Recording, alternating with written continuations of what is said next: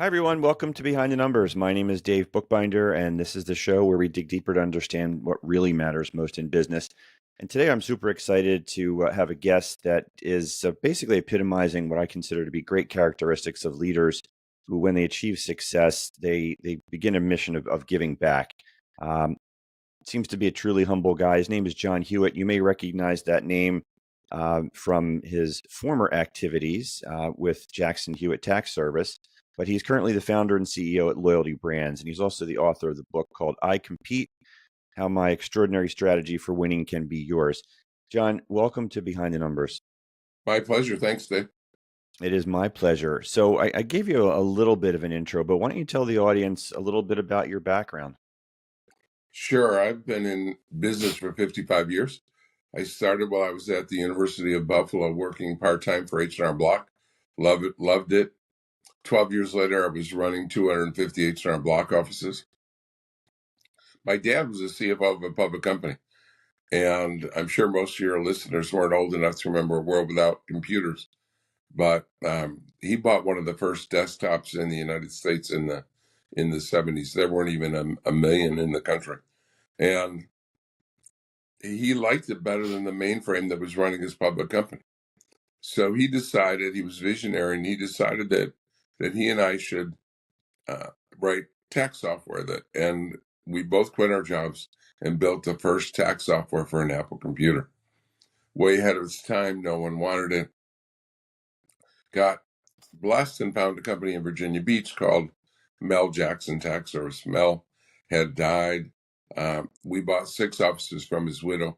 The biggest blessing is I moved my family down there in August of 82, and the weather in Virginia Beach is a lot nicer than in Buffalo. And so I've been here ever since.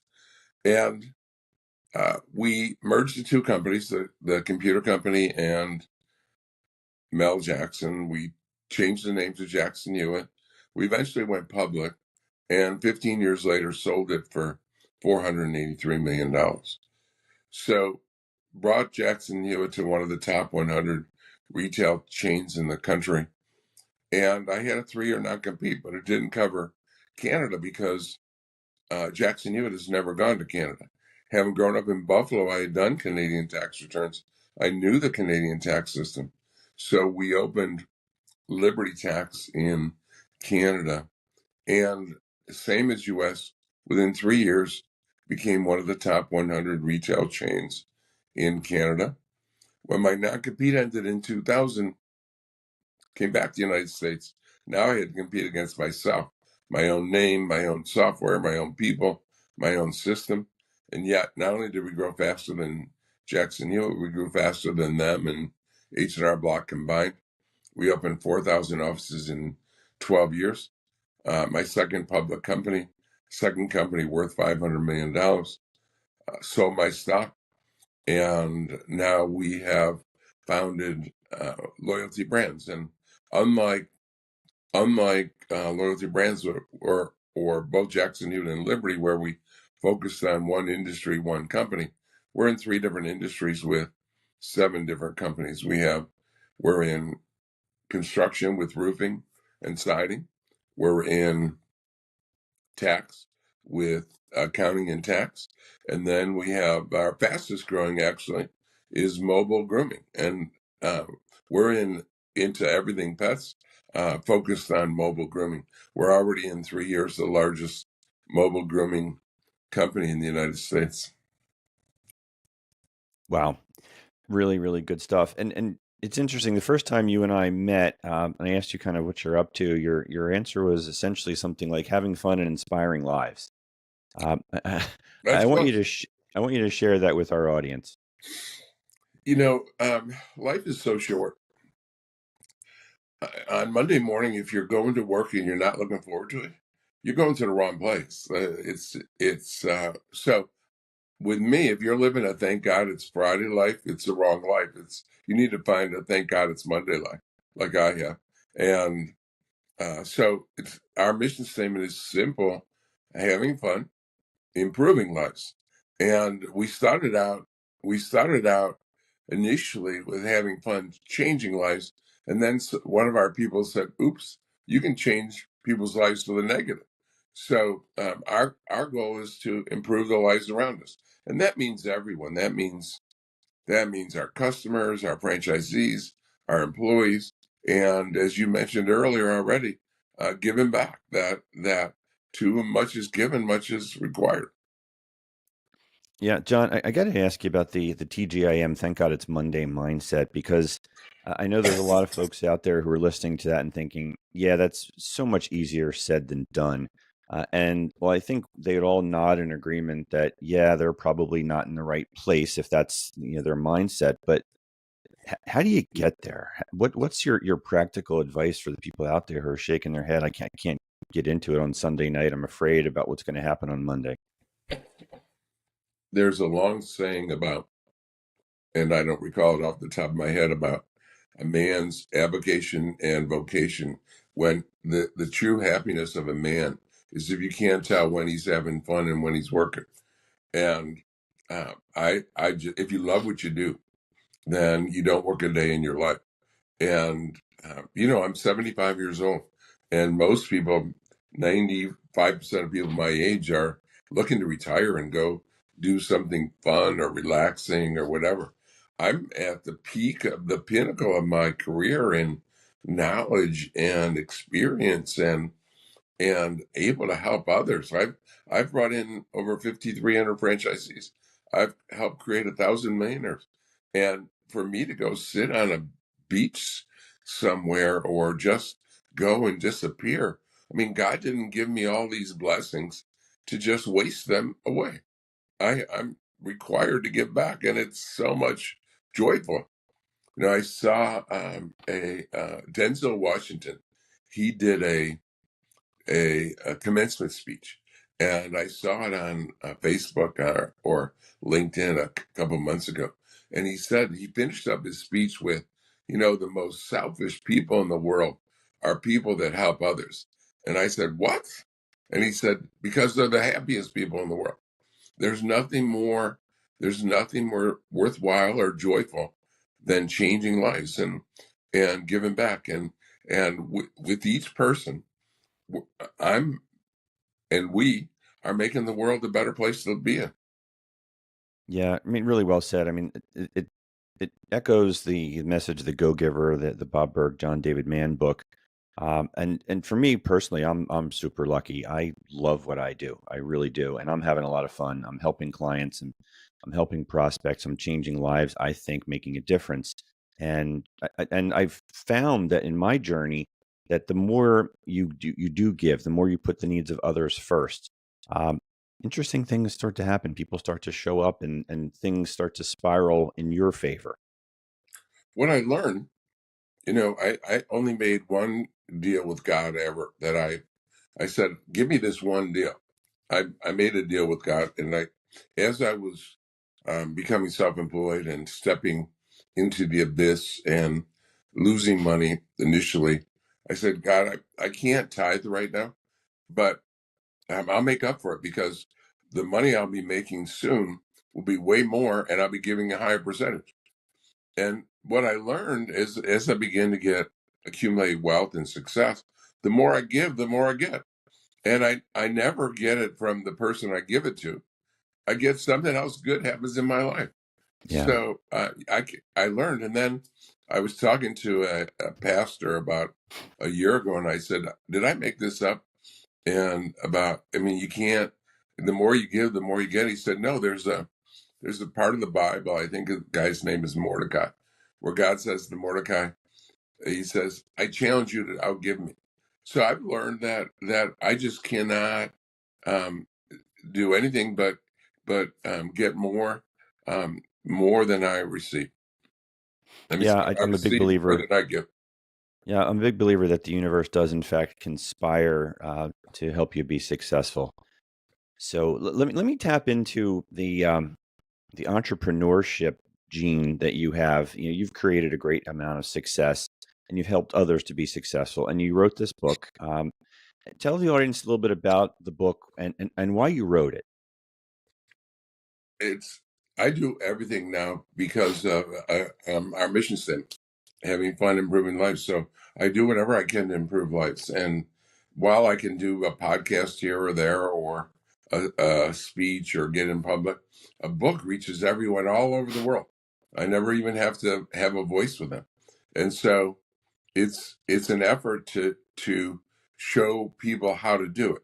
And I think one unusual thing about the book that I've heard from readers over the years is that people compliment me that it talks about, I talk about my mistakes, and that Yeah. I didn't realize that in other autobiographies, it's an autobiography of how I grew the company, and how I made mistakes and how I overcame them. And I didn't realize that others don't tend to do that as much.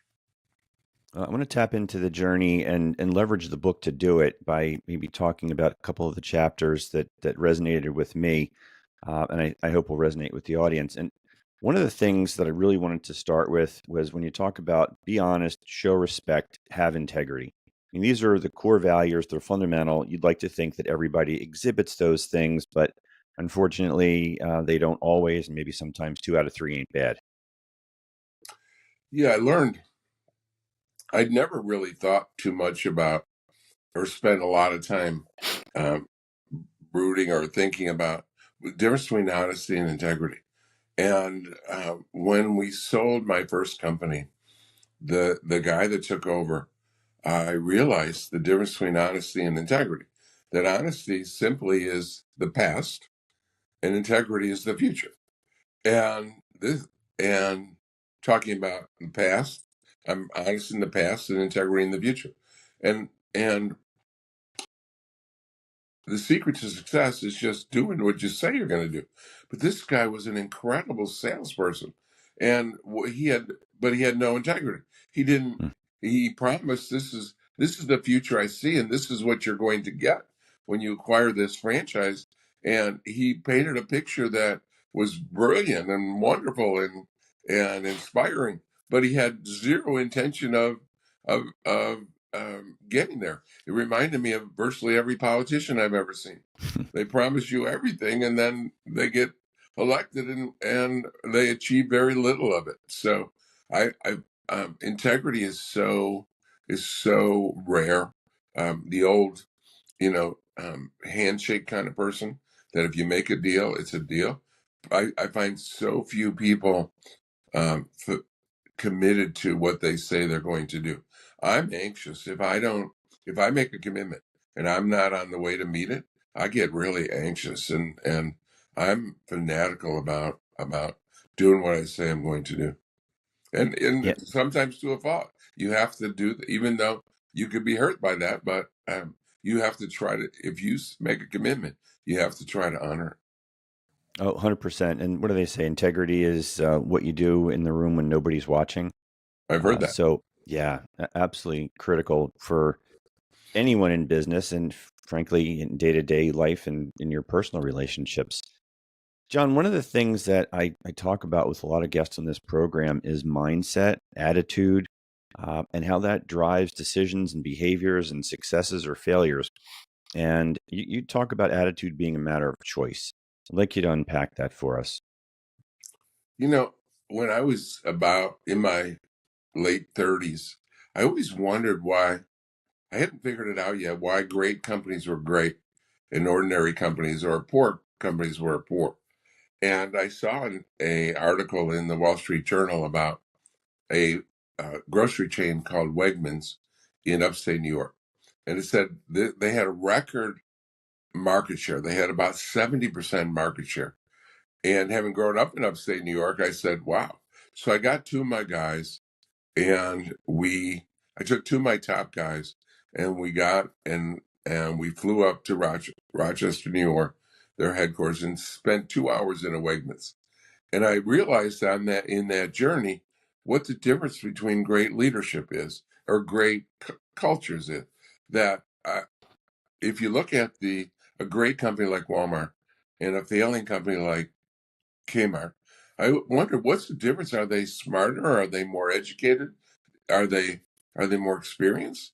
And I said, no, the executive, you can hire the most intelligent or most experienced or most educated. So what's the difference between the key executives at Walmart versus Kmart. And I said, it's attitude and culture. And they develop a culture of positivity, great attitude. And I understood now the meaning of what Tom Watson Sr. said, the founder of IBM said, give me 100 people with great attitude, or give me 100 great engineers. I'll take the people with great attitude because you can teach engineer.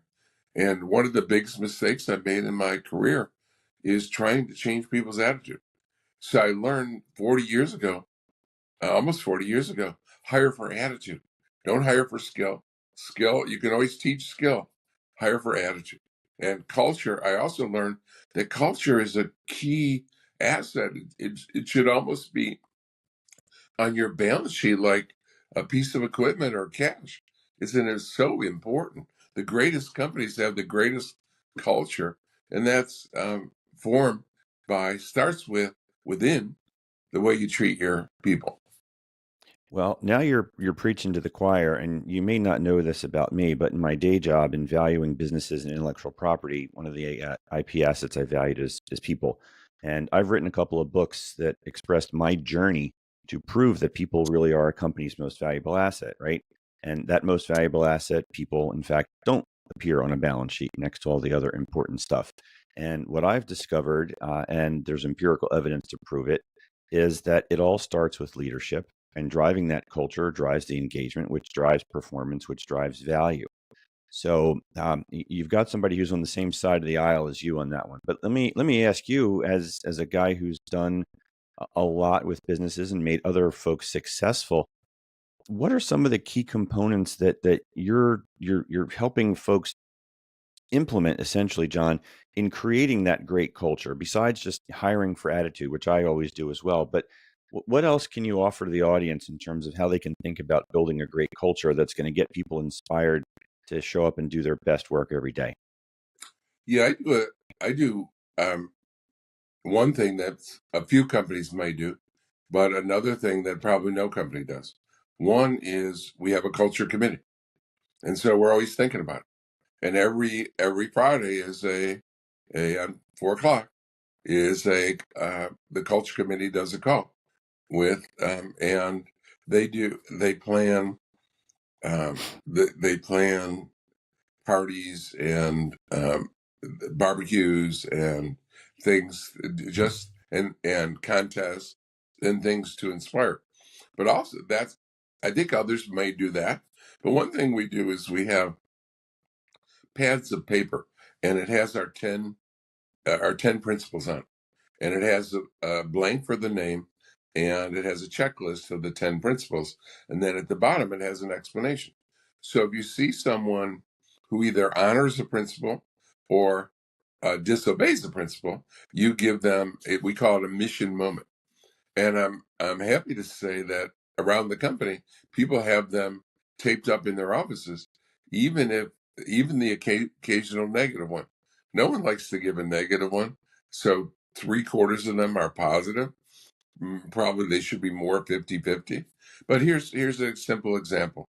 We had a rule that long ago that franchisees, my CFO said, my staff can't be bothered with franchisees all day long with bothersome phone calls. So we'll just set 2 to 4 that they can call from 2 to 4. So one of his accounts payable clerks gets a call at 4:15 and said it's a franchise somehow got through the switchboard. And she said, "Oh, it's after 4. I can't talk to you," and hung up the phone. And I mean that's a clear violation of principle. I mean, we always put principle over policy, and that's a policy that's horrible. And so she got a mission moment, and those are the kind of things we're constantly keeping on people's mind. We want people to be constantly cognizant of the principles that is so important. And in our company, it comes down to two things: you meet your goals with your budget, and you follow the principles. Yeah, great combination there. Thank you. So you mentioned earlier that folks pointed out to you that the book was an interesting read because it highlights a lot of your mistakes. And I think it was Henry Ford that said something to the effect that failure is just another reason to start again more wisely. Um, Everybody makes mistakes, and there's a lot of fear of failure across every organization. Talk to us about some of the mistakes that you've made that were kind of highlight monumental educational moments for you, the aha stuff. Yeah, sometimes I look back and don't I can't figure out how dumb I was and how obvious of a mistake I made. When I joined when I joined H&R Block, they were 5% company owned offices and 95% franchise. Well, when I started, I bought 6 offices from Mel Jackson's widow, and our goal, H&R Block had 9,000 offices, and our goal was to have 9,000. So all I had to do was to go from 6 offices to 9,000, add 8,995 offices. So I set a pretty big, hairy, audacious goal. And within with the first season I had 11, second season I had 15, and third season I had 22. And so that's pretty good growth for most companies to go from 6 offices to 22 offices in 2.5 years. And but I realized if we're going to get to 9,000, I'm going to be like 1,500 years old at that pace. And so we had all company stores. And so I said, what do we have to do different? Well, it's obvious. You need a franchise. You just came from a franchise company. What are you thinking? And franchising is an incredible vehicle, because what I've learned in business is that you can only get less than 5% of your employees to act like owners, but owners act like owners. And so when you're a franchisee, they act like owners. And so you get all these owners who pay you to work for you. And so I foolishly didn't start franchising until Mm. 3 years into Jackson Hewitt. And looking back at it, I said, how stupid was I not to get that? Interesting stuff. And John, I want to go back a little bit more on the culture aspect of business. When we talk about loyalty in organizations, a lot of folks think it should be a two-way street. The pendulum apparently has swung back after the Great Resignation now, and employers with their return to work mandates, return to office mandates, are demanding loyalty. And there's always that give and take. And you talk about you need to give loyalty to get loyalty. Why don't you share that philosophy with us? Yeah, you can't. Yeah, there's only one way to get true loyalty, and that's to give it. And I was I've been mentoring a guy for about 8 years, and he's a smart guy. And about a year ago, he said to me, I just can't get great people anymore. And I was saying, well, the reason we call it loyalty brands is I have so many people that have been with me so long. I have two that have been with me 37 years, one guy 54 years, five that have been with me 25 years. He said, yeah, I can keep the long standing ones. I just can't get the new ones. And then he told me a story that I think clearly indicated how he looks at things wrong. He said, for example, I hired someone, and it was about this time of year, and they told me and then along about Christmas, they asked to take a week off, and they hadn't even been on the job 2 months. And he was like offended by that. And he doesn't understand that that it's when you have an employee, it's not a slave. I have to make you happy, and you have to make me happy. Most bosses, most employers, or if not many, but probably most, treat employees as you need to make me happy. But I've realized long ago that that's a two-way street. You have to make me happy, but I have to make you happy. And so most employers don't get that. Yeah, you're right. They don't. And it gets back to what we were talking about before about people being your most valuable asset, but not being on a balance sheet. The employers that do get it, the ones that do it right and put people first, actually outperform their peers. There's a lot of data that talks to that. So if you do the right thing around your people, oftentimes you will get that return on your investment, and they'll do you proud. Um, we've talked a lot about, we'll call it the day-to-day operations of businesses and doing things like that, John. But you've had a number of successful exits, and anybody who's a business owner certainly eventually thinks about what that exit might look like for them. What can you share in terms of what you've gone through, things that people should be thinking about doing better, watching out for, any kind of tips and advice you might have on the exit side? I think that the first thing you need to do is think about it. That graveyards are full of people that thought thought they were irreplaceable. So I mean, and just as uh, just as people don't have goals in their personal lives and business lives. I interview people all the time, thousands of people, because I'm always looking for franchisees, and part of that is I need to find out about you to see if this makes sense for you. I don't want to bring in the wrong person, so I've interviewed tens of thousands of people, and one of the questions I ask is, "What are your 5-year goals?" And you know what? Not even 10% of people have goals. So if you think about it, okay, well, if I don't have a goal in continuing with my job or continuing with my company, what what's my goal with ending the company? So the first thing to do is just think about what are the ramifications and what's going to happen. And you owe it to, if you're a leader, you owe it to your team to have an exit strategy that if you get hit by a bus, and or when, not if, when you get hit by the proverbial bus or decide to leave, that things go smoothly. It's a organization is a living animal. I mean, it's vibrant and it should go on forever. I mean, Jackson Hewitt hopefully is. I mean, 6,000 offices in Liberty Tech grew to 4,000 offices, and I've built companies that will hopefully go on forever. But you Yeah. have to think about it and plan for it, and um, much of it comes down to ensuring that you have systemic solutions and that you have effective communications and of those solutions. And part of every great system has to be a commitment to improve. There is no system in this country or in the world that is going to work forever. You have to modify it and improve it. So my fanatical goal is to have the best system.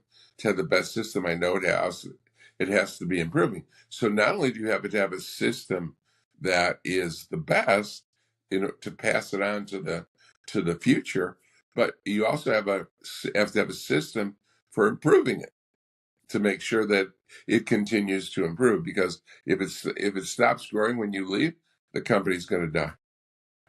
Yeah, great stuff. And interestingly enough, I was speaking to a group of business owners just last week, talking about critical things that they should be thinking about in terms of valuation and exit and planning.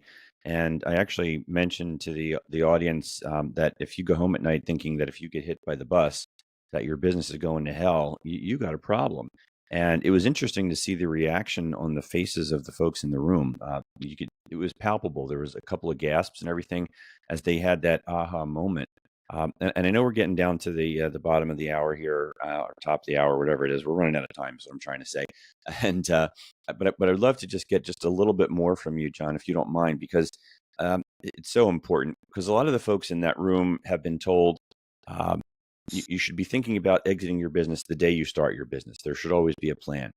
And there's a lot of confusion about that. And another wise person I know once said that you may not be for sale, but you can always be bought. So, what's the general mindset on how an entrepreneur should be thinking about running that business? You talked a lot about great systematizing and so forth. How important are teams and other advisors to making sure that you stay on track when you're putting those goals and plans in place? Yeah, you have to have, especially the bigger you are. I mean, some people have a company with just themselves as an employee or a handful of employees. But when you get to where I was with 500 employees, you have to have you have to have success or trained good people in each field, in accounting, in HR, in sales, and you have to have good people in each division, and you have to have, again, a method of continually bringing in new people in each division, because typically what happens, and I don't know, Jack Welch invented this. I don't agree with it exactly, but Jack Welch, the great, I don't know if people know how well regarded a CEO he was back 30, 40, 50 years ago at General Electric, GE, but he was renowned as one of the greatest ever. And his philosophy was, you get rid of the bottom 10 or 15% every year. Now, I don't agree with that exactly, but certainly you always have to be upgrading your staff, improving your staff, and you're either improving or you're going to get left behind. And so you have to have a well-oiled machine, and in order to succeed today and succeed into the future. Yeah, and as a leader, you've got to learn to develop trust, hire the right people, and put them in places to be successful, and let go of the rope. That's one of the things I hear a lot from business owners and entrepreneurs, that they feel compelled that they are the only ones who can solve the problems or have all the answers. That boy is that foolish. That when if you and I think alike, then one of us is useless. So I'm always looking for people that push me, that I have to hold back, because I don't have enough time or energy or talent to pull everyone along with me. So in every one of my key people, they have to be able to argue with me and talk to me and disagree with me, or they're wasting my time. I love that. If you and I agree alike, one of us is useless. John, unfortunately, we are out of time. This went really, really quickly, and I so enjoyed it, and I know the audience did as well. Tell everyone how they can find you, how they can connect with you if they want to learn more about you, and where can they get the book? Sure, it's loyaltybrands.com. The book's on Amazon, but any of your listeners or viewers can there's a link on there for you to get a free book. That's awesome. Where do we find that? It's loyaltybrands.com. Awesome. Thank you, John. Thank you so much for joining us today on Behind the Numbers. Really appreciate you spending some time with us today, John. Been my pleasure. Thanks. Great job. Thank you. It's been my pleasure. We've been talking with John Hewitt. My name is Dave Bookbinder, and I want to thank you out there for watching and listening and supporting this program. We can't do it without you. If you enjoyed this interview, please tell somebody about it. Hit the share button, leave a review. It helps to increase the visibility for this program, and it continues to build the audience. That's all we have for today, gang. Thank you so much. We'll see you next time on Behind the Numbers. Take care.